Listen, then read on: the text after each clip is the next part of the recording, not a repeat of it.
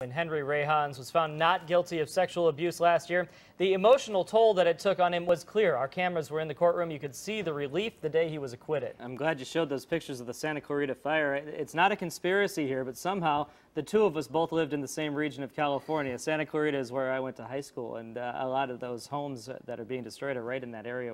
I know it very well, so yeah, it's just it's an incredible scene there. Yeah. He was found not guilty after an embarrassing court case that involved discussion of his sexual relationship with his wife. And now Henry Ray Hans is suing those who put him on trial. Federal court documents show the former North Iowa lawmaker is suing the biological daughters of his wife Donna, as well as Concord Care Center, where Donna was being treated for Alzheimer's, and her primary care physician, also the Assistant Iowa Attorney General who prosecuted the case. You'll remember that the case garnered national attention because it centered on sexual consent among spouses when one suffers from dementia. Ray Hans was acquitted in April of 2015. In the lawsuit, he alleges that Donna's daughters conspired to find a way to separate the two, who were married in 2007, and that they pushed to find a prosecutor who would file charges.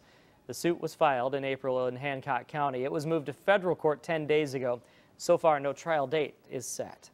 A house fire that broke out Friday night has now claimed 2 lives. Authorities say today a man who was taken to the hospital in critical condition died over the weekend. Authorities identified the victims as a mother and son, 51-year-old Barbara Thorson and 26-year-old Matthew Thorson. Firefighters were called when somebody noticed smoke coming from the home around 8 o'clock Friday night. No word yet on the cause of the blaze. A billboard in Rochester is drawing a lot of attention right now. It has some caricatures of Donald Trump and Hillary Clinton and says a local real estate group will sell people's houses if they're thinking of leaving the U.S.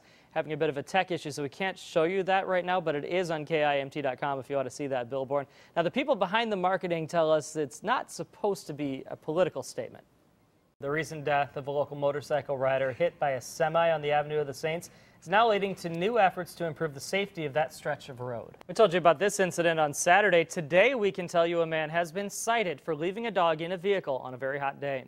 43-year-old Ryan Bailey was cited by Mason City Police Friday for animal neglect. Witnesses say the dog was in the vehicle at Taco John's, but was rescued and taken into another car that had air conditioning and survived. According to police, Bailey is not the owner of the dog, but was watching it at the time. Not quite as hot today, but you still don't want to be leaving a pet or a child or anybody else in a car. Exactly. Of course, weather has a big impact on Ragberry. I can guarantee a lot of those riders are glad they're going this week instead of last week.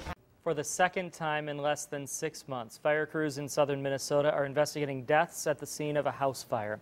Back in March, a mother and daughter were killed in Rochester. Now, over the weekend, a mother and son were killed. So far, no clear reason as to why this most recent fire happened. KIMT News 3's Dee Dee Steepen is live at the scene with the latest.